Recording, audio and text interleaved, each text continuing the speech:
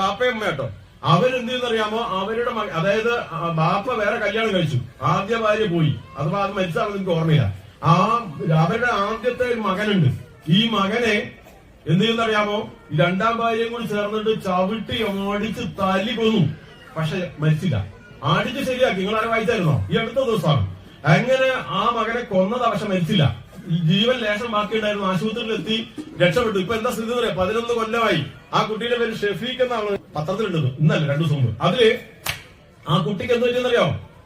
ഈ വളർച്ച നിന്നുപോയി, നട്ടല് തകർന്നിട്ട് കിടപ്പില. 11 കൊല്ലമായിട്ട്, 11 വർഷമായിട്ട് ആ കുട്ടി കിടപ്പിലാണ്.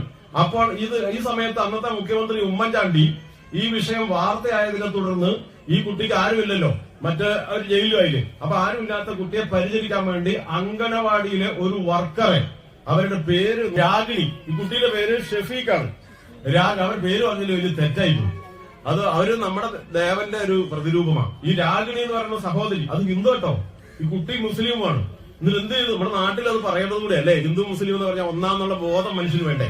അപ്പൊ ഈ കുട്ടി ഇങ്ങനെ കിടപ്പിലായി പോന്നാലും നട്ടല് നടന്നു കിടക്കുന്നവരെ നമ്മൾ കണ്ടിട്ടുണ്ടല്ലോ. ഈ അമ്മയൊക്കെ പറഞ്ഞല്ലേ, കഴിഞ്ഞ സംഗമത്തിലേക്ക് പോയി കണ്ടതല്ലേ. ഈ കിടക്കുന്ന കുട്ടീനെ സംരക്ഷിക്കാൻ ഈ അംഗനവാടി അധ്യാപികയെ വർക്കറെ ചുമതലപ്പെടുത്തി ഗവൺമെന്റ്.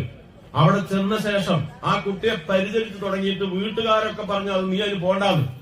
അവര് പിന്നെ വിവാഹം കഴിച്ചില്ല. ആ ചെറുപ്പക്കാരി 11 കൊല്ലമായിട്ട് ഈ ഷെഫീഖ് എന്ന് പറഞ്ഞ തളർന്നു കിടക്കുന്ന കുഞ്ഞിന്റെ വളർത്തമ്മയാ. ആ കുഞ്ഞിനെ എടുത്തുകൊണ്ട് നടക്കുന്നു, കുളിപ്പിക്കുന്നു, പരിചരിക്കുന്നു. വീട്ടുകാർ മുഴുവൻ പറഞ്ഞു നിന്റെ ജീവിതം ഇല്ലാണ്ടായി പോകും, എന്ത് ജീവിതം ഇല്ലാണ്ടായി പോയാലും ഞാനിതിന് പിന്നോട്ടില്ല എന്ന് പറഞ്ഞിട്ട് ഇപ്പൊ എന്താ ഇത് വാർത്ത വരാൻ കാരണം? ഈ കഴിഞ്ഞ 3-4 ദിവസം മുമ്പ് ഈ കുട്ടീന്റെ വാപ്പേനെയും ഉമ്മേനെയും കോടതി ശിക്ഷിച്ചു. ഇപ്പഴാ ശിക്ഷ. ആ ശിക്ഷ കിട്ടിയപ്പോൾ ഈ രാഗിണിയെ കുറിച്ച് മാതൃഭൂമി പത്രത്തിൽ ഒരു വാർത്ത വന്നിരുന്നു. ആ കുട്ടിയെ പരിചരിക്കുന്ന ദൈവതുല്യയായ സ്ത്രീയെ കുറിച്ച്. എന്തൊരു, നമുക്ക് ആ സ്ത്രീക്ക് വേണ്ടി പ്രാർത്ഥിക്കണ്ടേ? ആ രാഗിണിയെ കുറിച്ച് എന്തൊരു നല്ല അമ്മയാ. ഒന്ന് ആലോചിച്ച് നോക്കിയേ.